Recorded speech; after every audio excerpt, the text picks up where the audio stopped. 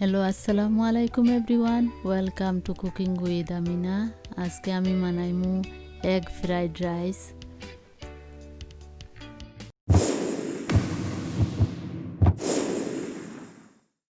আর egg fried rice বানাইতে যেটা লাগবো আমি এখানে সব কিছুরে রেডি করে রাখছি। 2টা এগ, সল্ট আর মরিচর পাউডার 1 টিস্পুন, ধনিয়ার পাউডার 1/2 টিস্পুন, বাহর পাতা, কাঁচামরিচ 5টা, চিলি পেপার আর একটা অনিয়ন দে আমি একটু লম্বা লম্বা করিয়া কাটলাম। সপ্তাহে এখনকে আমি কাটি লাইমু। আর অনিয়নের পাতারেও আমি কাটলাম।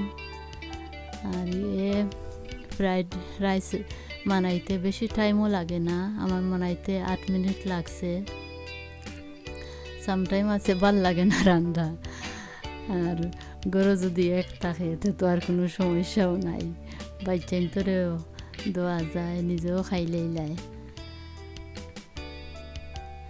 আপনারা ট্রাই করবা, ভালো হয়েছে আমার রাইসটা।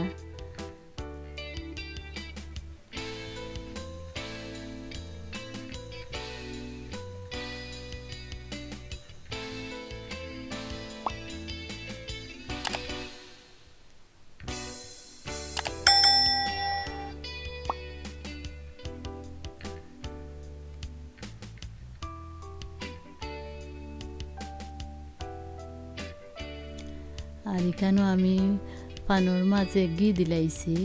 আপনারা চাইন যদি অয়েলও দিতে পারবা, কোনো সমস্যা নাই। আমি দিছি 2 টেবিল স্পুন দিছি ঘি। দেওয়ার পরে আমি এখন একটু গরম হওয়ার পরে আমি অনিয়নও ডালি লাইছি। অনিয়ন একটু কই গেলে আমি অন্য মশলাও দিলাইমু আর মিক্স করমু যাতে লাড়মু অনিয়ন দে। আর ওখানকে আমি মশলাও দিলাইমু। আমি সল্ট দিমু আন্দাজ করিয়া, আপনারা আন্দাজ করিয়া দিবা। সল্ট দেওয়ার পরে লাড়বা। ওখানকে আমি মরিচর পাউডার, ধনিয়ার পাউডার দিয়ে আমি বালাটিকে আমি মিক্স করি লাইমু। মিক্স করার পরে একটু ওয়েট করমু যাতে মশলা বালাটিকে কি ওই যায় বালাটিকে মশলা একটু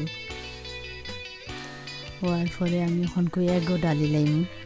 আর মশলা লাগে ওই গেছে, এগও দিলাইরাম।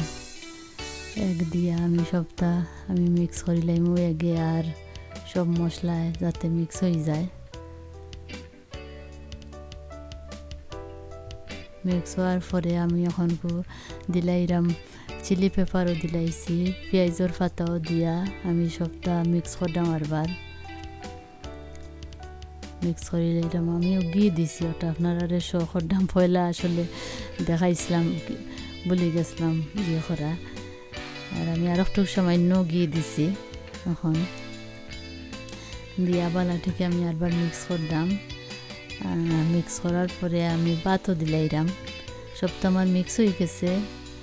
ভাত দিছি 350 গ্রাম দিছি ভাত দেওয়ার পরে আমি সবটা যাতে মিক্স করে দিলাম, দেখতে একটা সুন্দর লাগে, নাইস কালার হয়েছে দেখতে। আর আমরা খাইছি, ভালো লাগছে। আপনারা ট্রাই করবা। আর ওখানকে আমি বাখর পাতাও দিলাইরাম, দেওয়ার পরে লাগে আরও সুন্দরও লাগে দেখতে। আর আপনারা ভালো থাকবা। আর আমার যে ভিডিও যদি ভালো লাগে লাইক আর সাবস্ক্রাইব করবা। ভালো থাকুন। আসসালামু আলাইকুম।